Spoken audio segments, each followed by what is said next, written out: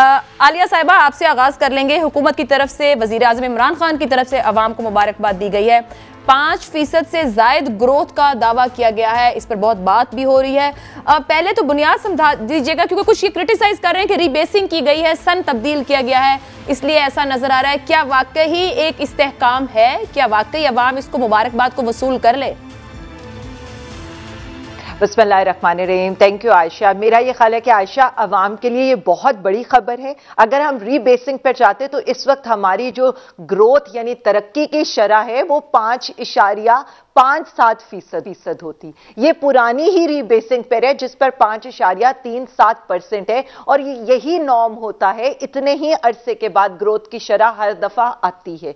हुआ ये था, जो पुराना डेटा था, प्रोविंशियल एक बेसिस डेटा होता है, उसको कलेक्ट करते करते ये टाइम लगता है। लेकिन जो बात है, जो अवाम को हमें नवीद देने की और एक अच्छी खबर की बात है, बात यह है कि इसमें जो ब्रॉड बेस्ड एक तरक्की की शरह निकाली गई है, जिसमें एग्रीकल्चर आपका बहुत 3% प्लस पे ग्रो कर रहा है। आपका एलएसएम जो है वो तकरीबन 5.37% से ज्यादा पर ग्रोथ करे, और इसी तरह सर्विस सेक्टर आपका ग्रो करे। इसके साथ आपके पास स्टॉक जो स्टेट बैंक है उसके पास इनफ रिजर्व्स मौजूद हैं। आपकी जो एक्सपोर्ट है वो तकरीबन 25% से बढ़ रही है। आपकी टेक्सटाइल सेक्टर के अंदर ग्रोथ हो रही है। आपकी 15 में से जो 11 सनतें हैं वो इस वक्त हाई ग्रोथ कर रही है। आईटी सेक्टर आपका ग्रो कर रहा है, रेमिटेंसेस आपके हाई आ रहे हैं, रेवेन्यू आपका जनरेट हो रहा है, और टैक्स कलेक्शन आपकी बहुत अच्छी आ रही है। तो मेरा ये ख्याल है कि इन सारे इंडिकेटर्स के साथ अगर तरक्की की शरह ये है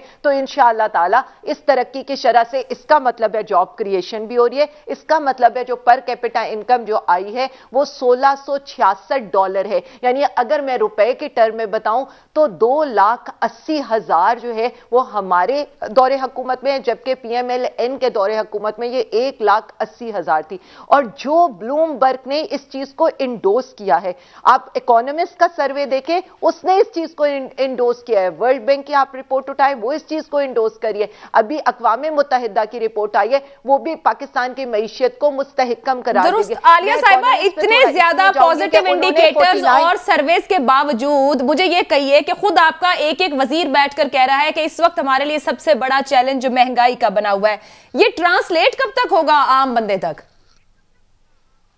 मैं यही तो बात है ना कि मैं ये कहती हूं, माशी अशारिये एक तरफ, उसके अलावा जो महंगाई का ताल्लुक है, महंगाई का ताल्लुक यह है कि आपको एक चीज, आप कमोडिटीज यानी गंदम, दालें, चीनी जो आप खा रहे हैं इस मुल्क में, जो तेल आप ले रहे हैं, वो आपका वो भी आप बाहर से मंगा रहे हैं। यानी कनाडा में 30 साल के रिकॉर्ड टूट गए हैं। इस वक्त यूके के अंदर आप ये देख लें कि 200 कंपनीज गैस की वो बैंक करप्ट हो गई हैं। यूएस के अंदर जो इस वक्त हालात हैं, 10 साल रिकॉर्ड वहां पर टूट गए हैं। पूरे यूरोप के अंदर इस वक्त गैस का क्राइसिस है। इंडिया के अंदर इस वक्त कोल का क्राइसिस आया, चाइना के अंदर इस वक्त लोड शेडिंग स्टार्ट हो गई है। चाइना यूएस को ब्लेम करे इस इंटरनेशनल इन्फ्लेशन के लिए। मतलब ये सारा कुछ इमरान खान साहब ने तो नहीं किया। क्या यूके के अंदर महंगाई, कनाडा के अंदर, यूएस के अंदर, इंडिया के अंदर जो क्राइसिस आ रहा है, क्या उसके जिम्मेदार भी खान साहब है? जो कोविड की वजह से सप्लाई एंड डिमांड की सिचुएशन आ रही है, क्या उसके जिम्मेदार भी पाकिस्तान तहरीक इंसाफ की हुकूमत है?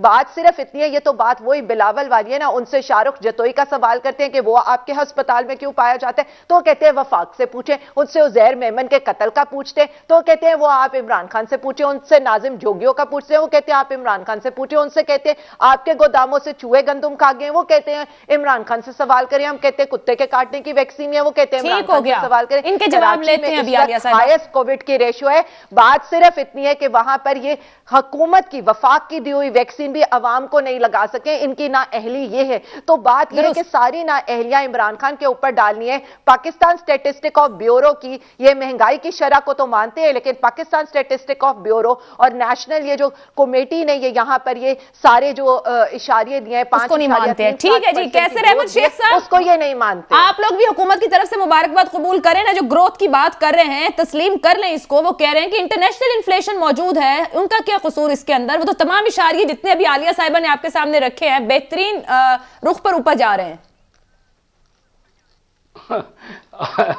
आयशा, आलिया मेरी कोलीग है और बड़ी जज्बाती और बड़े विगोरसली पीटीआई के साथ है। मैं इनकी बातें असम्बली में भी सुनता हूँ। देखिए, इकनॉमिक्स में कोई जज्बात और जोश नहीं चलते, मईशत के फिगर सबके पास होते हैं और उसमें तो इख्तलाफ होता ही नहीं है। स्टैटिस्टिक्स डिपार्टमेंट है, उसी गवर्नमेंट के डिपार्टमेंट से हम फिगर लेते हैं। देखिए, ये आए थे पहले तो 2 साल 3 साल ये कहते रहे कि करंट अकाउंट डेफिसिट जो हमारा है वो बहुत बेहतर हो। ये ठीक है कि मुस्लिम लीग के आखिरी दौर में करंट अकाउंट खसारा बहुत ज़्यादा था, ये कहते थे हमने ठीक कर लिया। अब पहले 6 महीने की फिगर है, अगर आलिया को सारा पता ही है कि 9 अरब डॉलर तो 6 महीने में करंट अकाउंट डेफिसिट हो गया है। जो सबसे ज़्यादा ये क्रेडिट लेते थे ना, ये हो गया। हमारा रिज़र्व जो है ना वो इस वक्त 17 अरब डॉलर है। किसी भी मुल्क का अगर 3 महीने की इंपोर्ट से कम रिज़र्व हो ना तो उसको कहते हैं कि फेल होने वाला है, वो डिफ़ॉल्ट होने वाला है। ये दुनिया की फिगर है, मैं कोई नई चीज़ नहीं बता रहा। अब 8 अरब डॉलर हमारे पिछले 2-3 में हर महीने 8 अरब डॉलर इंपोर्ट हो रही है। अगर 24 अरब डॉलर हो तब तो वो 3 महीने के बराबर होगा। हमारे पास 17 अरब डॉलर का रिजर्व है। महंगाई है वो हाईएस्ट है, ये झूठ बोल रहे हैं। देखिए ना, दुनिया पूरी में मेरा कारोबार है, मैं 56 साल से बिजनेस में हूँ और इसमें मैं कोई गलत बयानी नहीं कर रहा ना, मैं मुस्लिम लीग का बहुत ज़्यादा सताइश कर रहा हूँ। बात हकीकत करनी चाहिए। मसला सिर्फ ये है कि पूरी दुनिया में महंगाई ज़रूर है, किसी जगह 2% है, किसी जगह 3% है। हमारे यहाँ 12.5% महंगाई हो गई। और वो महंगाई हुई क्यों है? देखिए, दुनिया की जो महंगाई, जैसे आप कह रही हैं, ये आलिया ने कहा दालें महंगी हो गई, वो हमारे यहाँ भी उतनी महंगाई होगी। लेकिन हमने पिछले 6 महीने में 16-17% डिवैल्यू नहीं किया, हमने अपनी करेंसी को डिवैल्यू नहीं किया। यानी हमारा डॉलर 153 था मई में और आज 177 है, 177। तो 24 रुपये हमने डिवैल्यू किया। तो एक तो दुनिया में चीज़ें महंगी हुई, एक 24 रुपये हमारा पाकिस्तानी रुपया सस्ता हो गया, डॉलर महंगा हो गया, तो डबल महंगाई हम पे पड़ रही है। कैसर साहब, आप इस ग्रोथ फिगर को तस्लीम करते हैं? नहीं, आपके साबिक वजीर खजाना मिफ्ता इस्माइल इसको तस्लीम करते हैं। मैं जी, मैं तो आपकी इंटरप्रिटेशन डिफरेंट हो सकती है ना। आलिया भी फैक्ट्स लेकर बैठी हुई हैं, वो भी फैक्ट्स कोट कर रही हैं, आप भी कह रहे हैं मैं इन्हीं की फैक्ट्स कोट कर रहा हूं। तो फिर इंटरप्रिटेशन का डिफरेंस है ना, जैसे एक दूसरे को आप लोग बर्दाश्त नहीं, इस तरह तशरीह भी बर्दाश्त नहीं। नहीं, ऐसी बात नहीं है। जो फिगर भी स्टैटिस्टिक्स डिपार्टमेंट की है वो ठीक है। वो खुद कह रहे हैं कि डी बेस किया है इन्होंने, जो बेस को इन्होंने ठीक किया है। अब अगर ये फिगर ठीक है, मैं कोई उस पर एतराज़ कर ही नहीं रहा। कब आपको मैंने कहा कि मैं एतराज़ कर रहा हूँ? मैं ये कह रहा हूँ कि अगर ये फिगर ठीक है तो ये एक तरफ तो ये कहते हैं हमने टैक्स बहुत, ये खुद कह रहे हैं हमने बड़ा टैक्स हासिल किया, मुआसिल हासिल किए। अगर 6000 अरब रुपए भी टैक्स हासिल कर लें तो इस फिगर के मुकाबले में 9% बनता है। दुनिया के किसी मुल्क में भी पहले हमारा 11-12% था। तो या वो फिगर गलत है या ये फिगर गलत है। मैं कहता हूँ दोनों फिगरें ठीक है। जो ये कह रहे हैं वो मैं मान रहा हूँ, लेकिन उससे टैक्स आपका 9% बनेगा। फिर आप वहां क्रेडिट कहाँ लेते हो कि हमने टैक्स बढ़ा दिया? हमारे वक्त में 11% था, जो भी हमारी फिगर थी। या कोई फर्क है तो मुझे बता दें। एक्सपोर्ट जो है 25% बढ़ी है, एक्सपोर्ट बढ़ी है 25%, मैं मानता हूं, लेकिन इंपोर्ट बढ़ी है 60%। इंपोर्ट और एक्सपोर्ट का खसारा सिर्फ 6 महीने में 25 अरब डॉलर हो गया, जो हाईएस्ट है। फिर पाकिस्तान के बजट का जो खसारा है वो 3,500 अरब, मतलब इस वक्त इनका तो आप लोगों का भी हिस्सा है ना। फिर 3,500 अरब होगा। वो 3,500 जो होगा, इन्होंने कहा अब तो 4,000 से तजावज कर जाएगा। बजट खसारा भी बढ़ रहा है। क्या चीज़ें होती है? देखो, ये नहीं होता कि वो टेक्सटाइल सनत बढ़ गई फलां। ये देखो, ये खुद आलिया भी समझती है। ओवरऑल देखना है कि एक अगर आलिया मुस्कुरा रही है सिर्फ, तो कोई कम शेख साहब आप कुछ हद तक फिगर्स बाय कर रहे हैं, आपको तरीकाकार पर एतराज है, की हुकूमत है।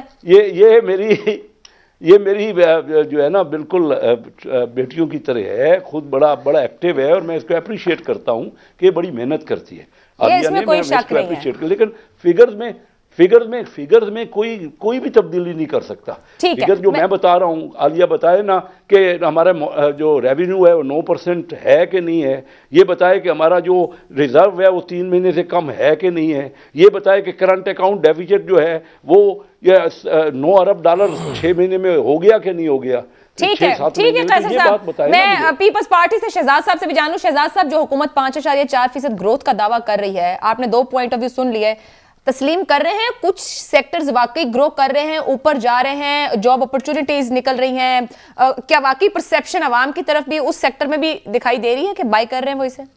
बिस्मिल्लाहिर्रहमानिर्रहीम जी, बहुत शुक्रिया। ये तो आलिया बीबी की बातें सुन के तो लगता है कि पूरी 22-23 करोड़ आवाम नू मेला वेखण जाना चाहिए। मतलब जिंदगी इतनी खूबसूरत है, सरसब्जो शादाब है, हर तरफ चांदनी की लौ महक रही है। गुजारिश ये थी कि मैं तो neither I am an economist, मैं कारोबारी हूँ, मैं तो फील्ड का वर्कर हूँ और आम लोगों में उठता बैठता हूँ। आम लोगों के हालात ये, इन्होंने फरमाया पीटीआई की नुमाइंदा ने कि जी काश्तकार एग्रीकल्चर सेक्टर 3% ग्रोथ के साथ आ गया। काश्तकार कराची से लेके खैबर तक और ख़ास तौर पे पंजाब में, जो कि फूड बास्केट, जो कि पूरे मुल्क को ज़रूरी किल्लत से बचाने का न सिर्फ दावेदार है बल्कि साबित शुदा है। अब पूरे पाकिस्तान का और पंजाब का काश्तकार आज सड़कों पर फिर रहा है, उसको खाद नहीं मिल रही। ये गंदम के बढ़ोतरी के दिन है और बढ़ोतरी के दिनों में urea is the main agricultural input जो कि उसकी बढ़ोतरी में उसको इमदाद देती है और आपकी यील्ड, प्रोड्यूस, पैदावार जो है वो बेहतर होती है।